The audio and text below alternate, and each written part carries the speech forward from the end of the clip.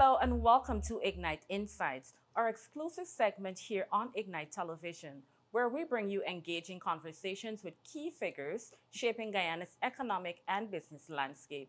I'm Utamu Belle, and today we're joined by Captain Gerry Gouveia Jr., Chairman of the Private Sector Commission of Guyana, a leading voice for business development, trade, and regional economic cooperation. In light of the recent political and security developments involving Venezuela and the United States, we'll be discussing what these unfolding events could mean for Guyana's trade, investment climate, cross border commerce, and private sector resilience. Mr. Gavaya will share insights on how businesses can navigate uncertainty, manage risk, and identify potential opportunities during this period of regional instability. Mr. Gouveia, welcome. Thank you. Always a pleasure to be here. Mr. Gouveia, how might the removal of Venezuela's president affect security of trade routes and the legitimate movement of goods at border locations? Well, first of all, I think that we need to be very careful of using Venezuela's president in the sense that, a lot of international organizations have actually said that their elections were not credible and that it lacked democratic legitimacy. That is very, very vastly opposed to what they have said about our recent elections, where they hailed it as being credible, transparent, and legitimate. So we have to, I think, understand that when the U.S. did what they did in Venezuela, that is kind of the backdrop that we're dealing with. When it comes to our own trade stability and our own trade routes, it's very important to remember that Venezuela has been an aggressor to Guyana for decades. So actually, a lot of our economic and logistics trade routes have nothing to do with Venezuela. So along our border towns, yes, there's a lot of cross-border trade and cross-border movement, but that is usually and traditionally very decentralized from what's happening in Caracas. So what I can see is that with the removal of Maduro, we can actually see, and once the new president is there, I think that we can actually see better trade between Guyana and Venezuela, and within the region, a higher level of stability and trade success. Oh, that is great news. So, in practical terms, what immediate effects could this political upheaval have on Guyana's imports, exports, and overall supply chains? Right. So, I mean, the biggest challenge that I see that we're going to have is, we're already struggling for cargo shipments in and out of Guyana, specifically through the U.S. There's just not enough uplift available to Guyanese businesses as we continue to grow our economy exponentially. So we're currently adding more shipping routes, adding more airlines to fly cargo in and out of Guyana, and the need is growing every single day. The challenge that I see actually is that, with Venezuela being a market that has been relatively closed off from Western, trade routes and Western companies, including Guyana, for the better part of 2 decades, now that's now a new market. So we're actually going to see a lot more companies entering Venezuela in terms of shipping companies. So, and that could put a strain on our own availability of uplift that is already challenged. We may also see a labor issue that we already know that there's a labor issue in Guyana. We just cannot find enough people to do the work. Now a lot of the labor may remigrate back to Venezuela. So these are some of the challenges and disruptions that I see that we will face, just in the sense that we're already struggling with labor and cargo uplift. Now that is going to be split between Guyana and Venezuela. We may see a challenge there. All right. So, what do you think businesses can do to mitigate those risks? That's an excellent question. So, it's something that the business community has already started looking at. We can look at what happened in Venezuela from 2 different lenses. The first one, I would say that we look at it from an opportunistic business case. We're now seeing that Venezuela being open for business after, assuming that the transition of power goes well. We are still only days after the U.S. operation. But let's assume that the transition goes well. Venezuela can now have a proper democratic leader, that Venezuela now, their economy is back on track. You have people now starting to work, people starting to invest in Venezuela again. Guyanese companies using Guyana as a launching point can now start to invest in Venezuela. So that starts to become an opportunity. We have to make sure, though, that with any new economy that's opening up like Venezuela, things like compliances, things like safety and security are taken at the top priority. But these are opportunities that exist. The other opportunities that we could see here is that we align ourselves with U.S. companies whom we're already working with in Guyana, who are now going to be investing in Venezuela. We can start aligning with them and then using their own security and compliance frameworks to help mitigate a lot of these risks. I don't necessarily see a lot of security risks coming over from Venezuela at this time anyway. As I said, the border locations were pretty decentralized from Caracas. So what is happening there may not have such a significant event along the impact along the border. Where I do see Guyanese mitigating is if we want to do business in Venezuela or support companies doing business in Venezuela, our compliance and our security aspects, we do have to take a heightened approach to that. All right. And what sectors of the economy do you think are more likely to face disruptions? Right. So I think that if we focus back on the challenges that I see us facing, in the sense that we're going to continue to see a labor challenge, and especially if Venezuelans and Guyanese who are maybe born in Venezuela remigrate back to Venezuela, we're going to see a further impact on our labor shortage here in Guyana.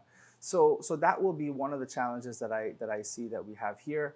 So any industry that is labor intensive, services, hospitality, construction and mining and so on, we may see some labor impact on those industries.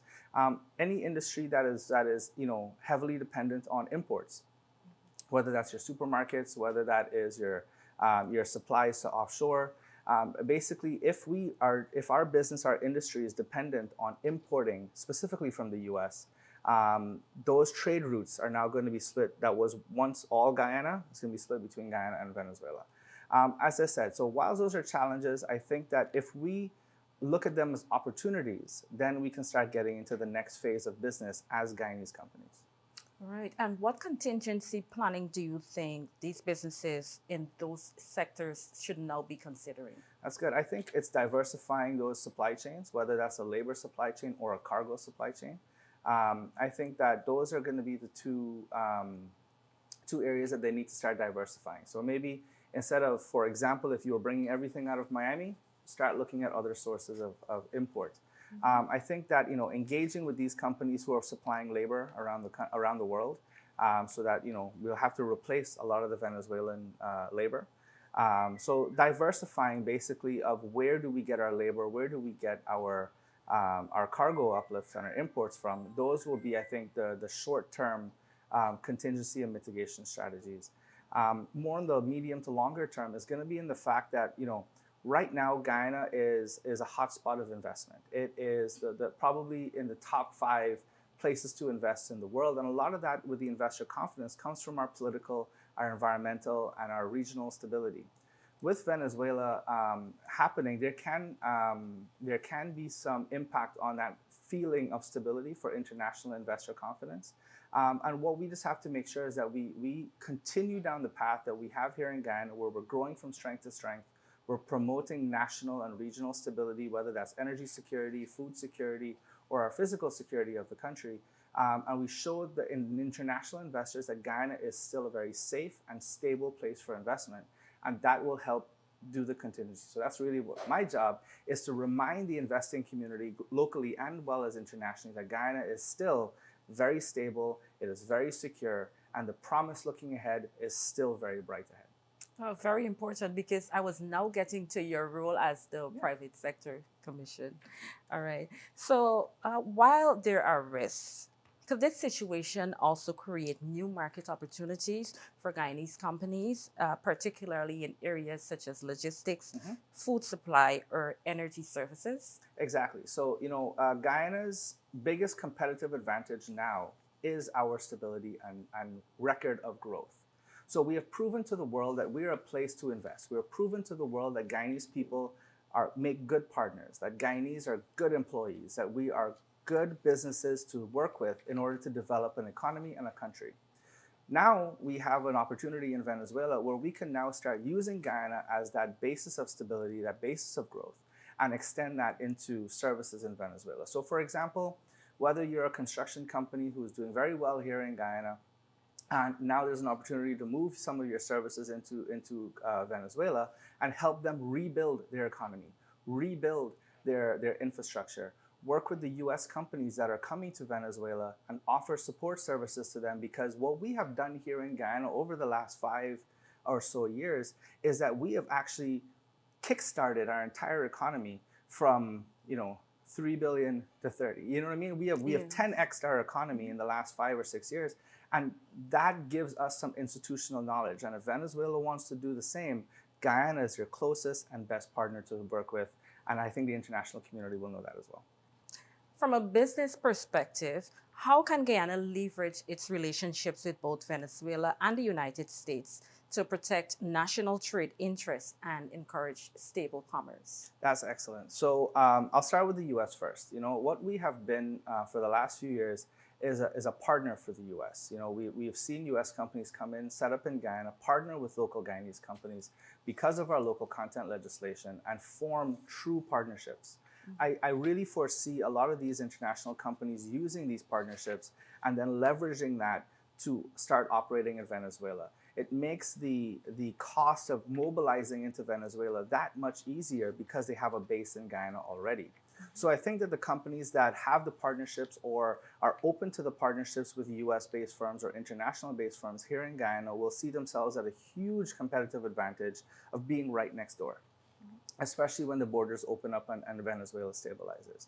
I think you'll also see that Guyanese companies here will be in a better place because a lot of us have family who moved over to Venezuela back in the 80s or 90s or early 2000s, have children there. They have now come to Guyana, started working here. So we've developed relationships with Guyanese who are living in Venezuela, or diaspora who are there, who moved back to Guyana. These same diaspora who are Guyanese may now take these relationships and opportunities back to Venezuela. So I think that is another thing to keep in mind. A lot of us found family that we didn't know we had who were living in Portadaz or in Venezuela, who moved back to Guyana, who may be looking to go back home and can now take us with those opportunities from a business standpoint, because we understand that their entire economy has to be rebuilt in a democratic and a proper capitalist way. All right, let's get back to the private sector for a moment. How can private sector stakeholders adjust their investment and trade strategies in response to possible economic instability in Venezuela? Right. So the good news is that Guyana has been very insulated from the economic and political instability in Venezuela over the years, and that's mainly due to the fact that Venezuela wanted 2/3 of our land. And the good news is that created a very robust network, whether that's the banking sector, whether that's the logistics sector, whether that's the commercial sector, that has nothing to do with Venezuela. So the good news is for Guyanese is that our economy is insulated from Venezuela. The good or bad news is the fact that now that Venezuela is now being opened up to the Western influence, we can start to see that we are going to start to be meshed with them. That investment into Venezuela may be linked to Guyana because some of the same companies, as I mentioned, out of the US, may be investing in Venezuela who also have investments in Guyana. They may start to merge their own infrastructure. So I think that over the next few months to a year, as you see Venezuela stabilize, you're going to see us now, we're used to being very isolated away from Venezuela, now integrated into Venezuela. So we have to do that in a very measured way. We have to make sure that we maintain our high level of compliance that we see here in Guyana. We maintain our high level of professionalism, and we keep the fact that we don't want illicit trade happening between the borders. We don't want, because Venezuela over the last few decades have had to almost survive under that oppressive regime with gray markets and with illicit trade and so on. We don't want that influencing here in Guyana, which we've been pretty isolated away from. So those are some of the things that we have to be careful of. And as Guyanese businesses are looking towards Venezuela, understand that we have to maintain the same high standard that we have here in Guyana over there. All right. I think you would have answered this question just a bit, but if you care to expound, are there risks that a shift in Venezuelan leadership could affect regional trade arrangements or economic partnerships that Guyana relies on? Yeah, absolutely. And I think it comes back to the logistics networks that we rely on, specifically a lot out of the US. If you listen to President Trump's announcement saying that he wants to incentivize US companies to invest billions into Venezuela to repair their infrastructure, that means that a lot of the supply chains and logistics networks that supplies Guyana is going to now diversify into Venezuela. So I think that we have to be ready for that level of challenge that we're going to see here, especially as we continue to grow our economy exponentially. We have to reiterate to our partners that Guyana is still a very safe and stable place for investment.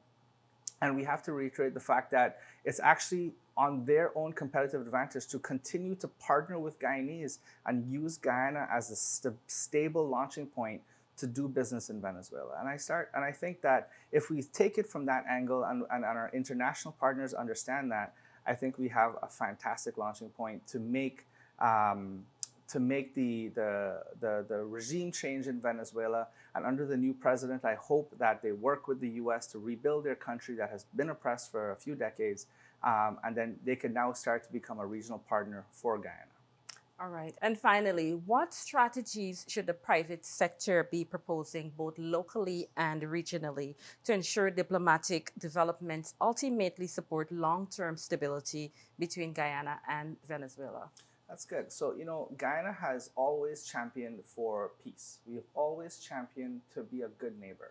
All we wanted to do is make sure that our sovereignty has been protected, our land ownership has been protected, our people have been protected.